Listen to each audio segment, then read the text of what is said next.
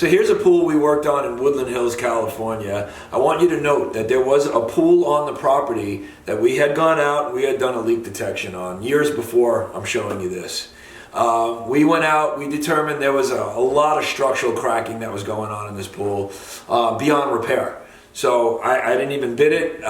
We did all our leak work, found out that all the leaks were in the structural cracks.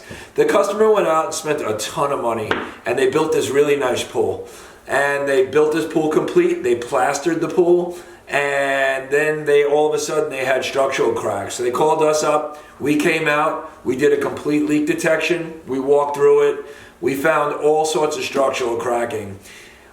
We recommended having an engineer come take a look at this job because, because of the soils, because of the other issues with the other pool on property, we figured it should be looked at. Now, this pool was actually engineered.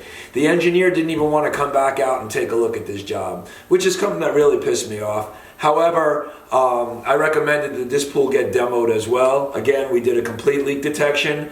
We drained it. They had chipped it out. We came back in and we missed it and mapped the whole pool. We found, I think it was 127 linear feet of structural crack. Moral of the story is use a good builder when you're building a pool. Another moral to this story is if a pool is too structurally cracked beyond repair, walk away from it. You'll never win in a situation like this. We use torque locks to fix a lot of structural cracking, but not when it gets this bad. Again, it has a history. We have issues with past structural cracking, so we know best thing is to let this thing be seen by a structural engineer. And in turn, in the end, this pool was condemned as well, and they're back to the drawing board. Lost a lot of money. For more information, visit Leaktronics.com and always check out our YouTube channel.